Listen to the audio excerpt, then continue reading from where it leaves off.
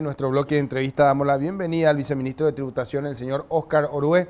Vamos a hablar sobre esta exoneración, porque ya se habla de que prevén exonerar el IVA al boleto y reducir también la retención agrícola. Todos estos detalles ya aquí en la entrevista. Viceministro, ¿cómo está? Gracias nuevamente por venir.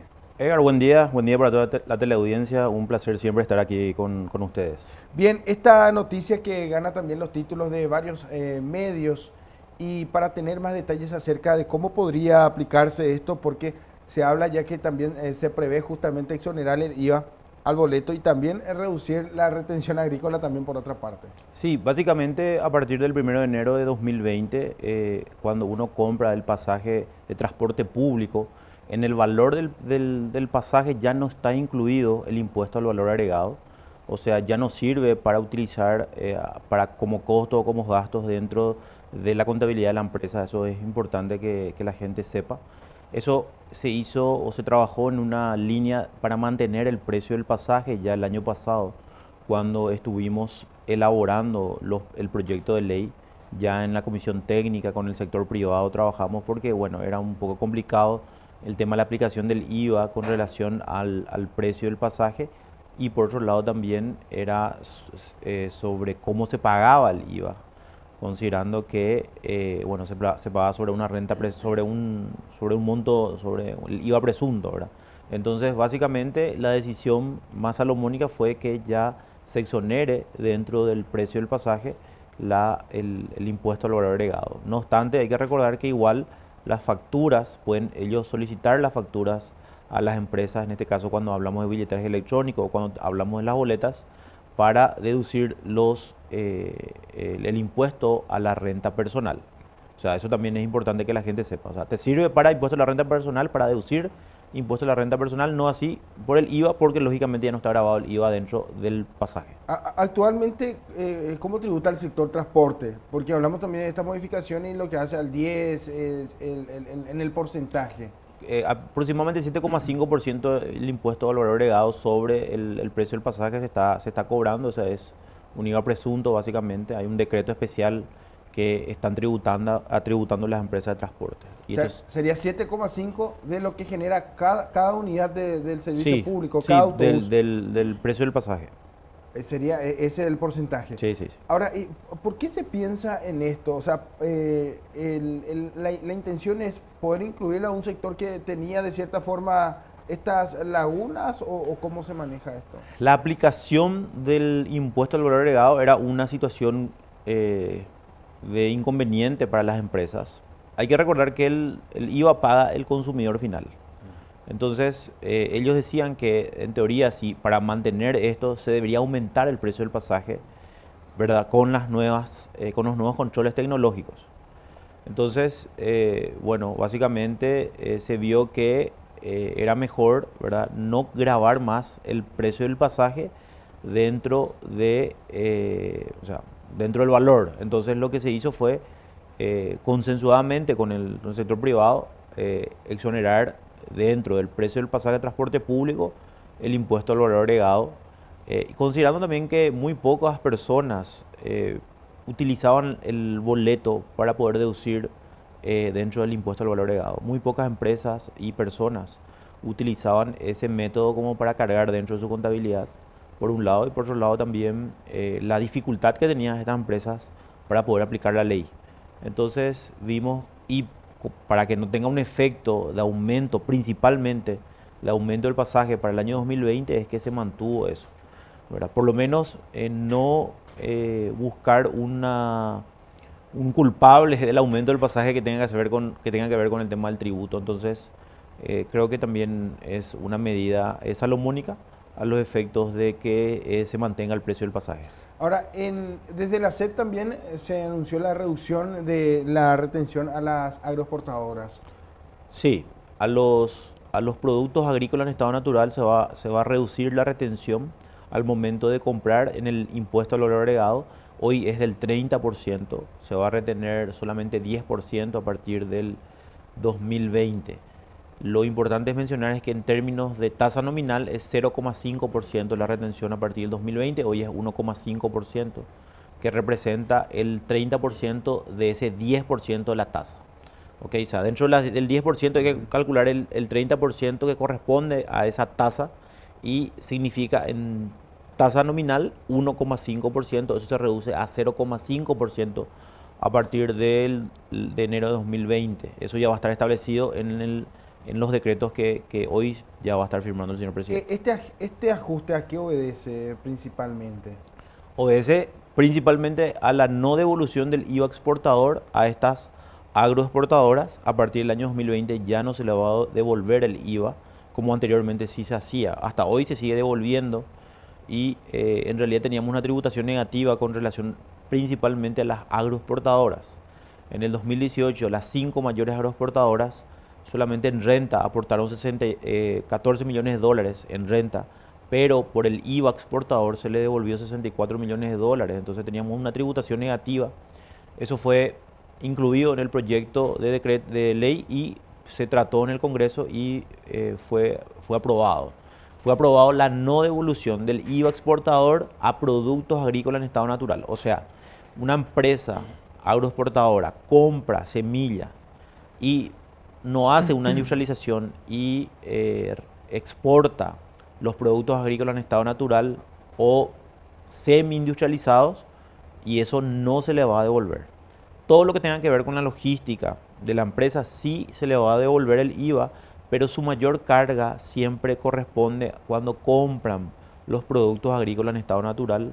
Entonces, Edgar, a partir del año 2020 ya no se le devuelve el IVA exportador a estas agroexportadoras y lo que la ley establece o lo que el espíritu de la ley es que estas empresas industrialicen la materia prima, en este caso los productos agrícolas en estado natural, que lo puedan industrializar.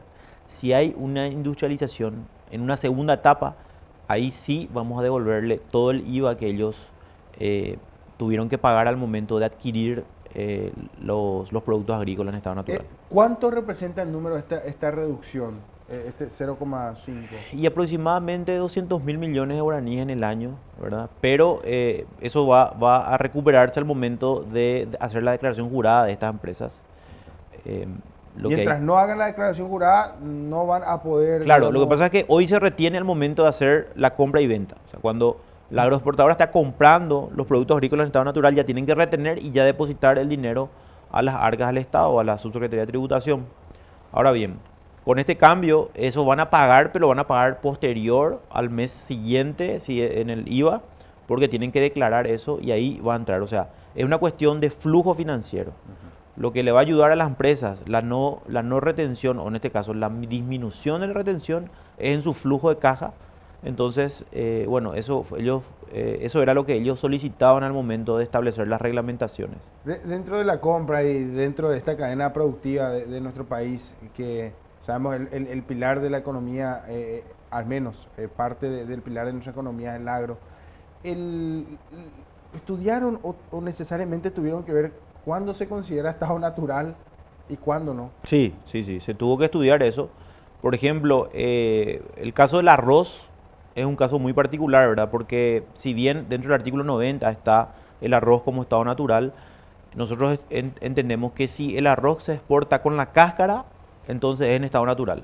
Ahora, si hay un proceso de limpieza del arroz, de pulido del arroz y de separación, porque hay diferentes tipos de arroz, entonces ahí sí estamos hablando de una industrialización y ahí sí, si se empaqueta, si tiene un estudio técnico, ¿verdad? Tiene un proceso realmente, nosotros estudiamos eso, inclusive visitamos empresas que tengan que ver con la industrialización del arroz y vimos que sí hay un proceso de industrialización y en ese caso sí se le va a devolver el IVA, siempre y cuando no sea el arroz con cáscara, sí se le va a devolver. Ahora, si ellos exportan el arroz con la cáscara, no se le va a devolver, por ejemplo, cuando hablamos de lo que es el arroz.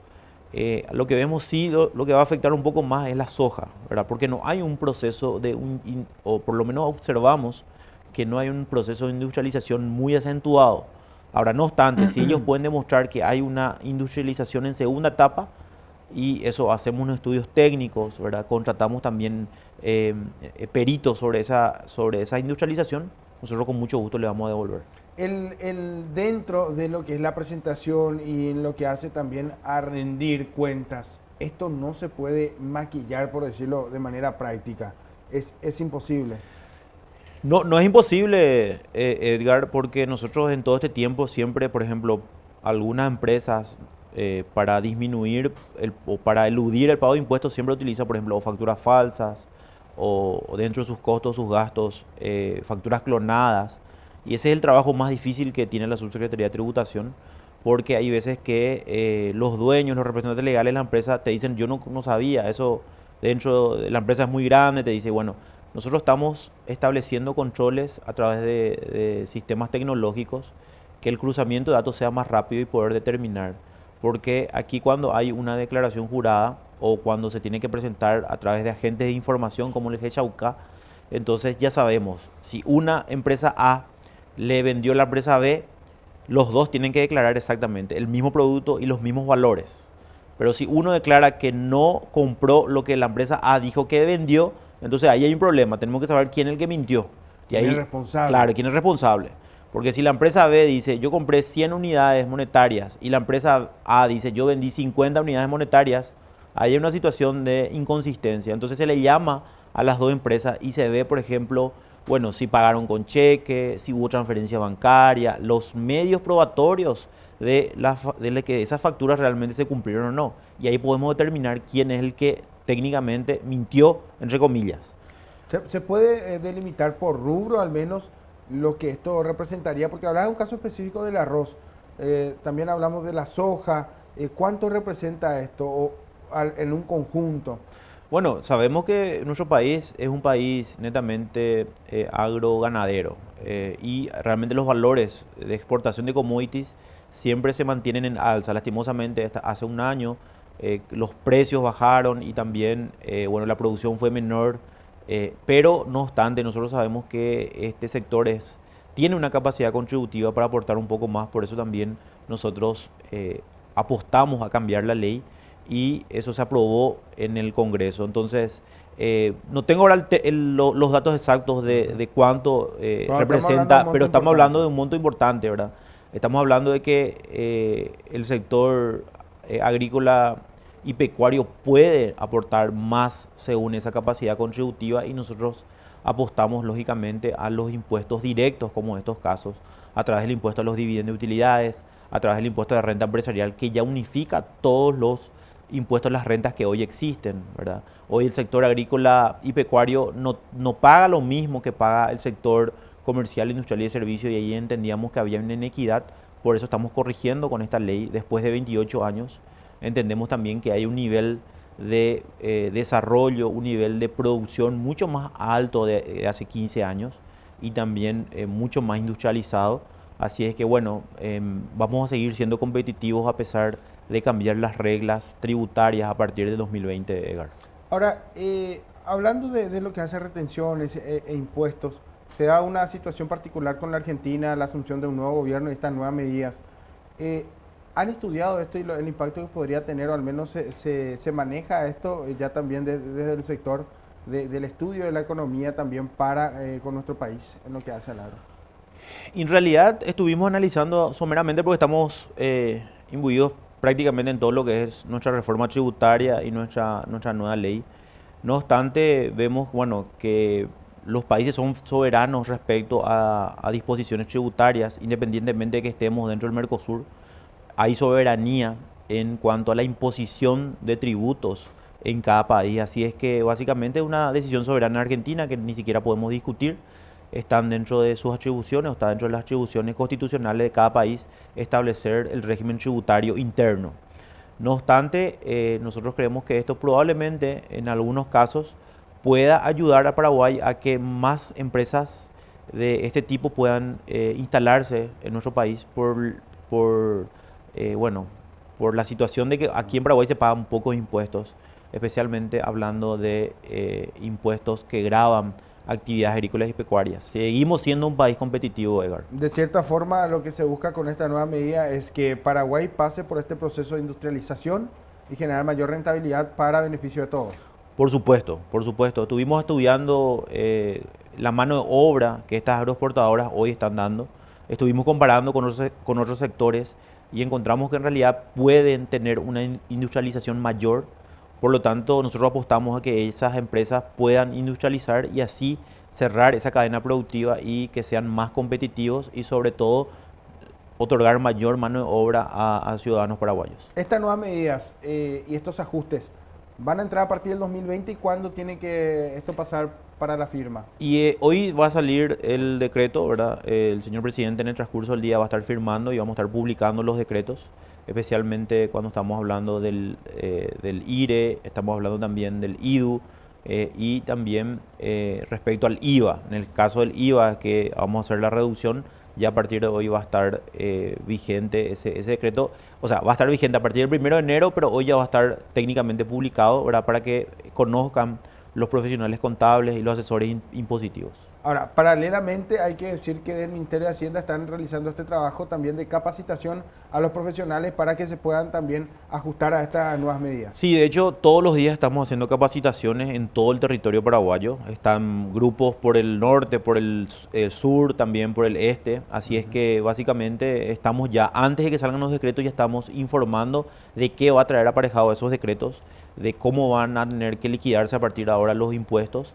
Y bueno, básicamente esa capacitación a nosotros nos ayuda de sobremanera para que principalmente el sector de profesional contable pueda conocer y aplicarlo de forma efectiva. Viceministro, muchísimas gracias por tu visita nuevamente y por darnos detalles de estas nuevas disposiciones. Y bueno, nosotros también vamos a estar pendientes ya de la firma, de lo que se dé a conocer y de las nuevas noticias que tengan para nosotros. Gracias, Edgar, siempre a disposición desde la Subsecretaría de Tributación.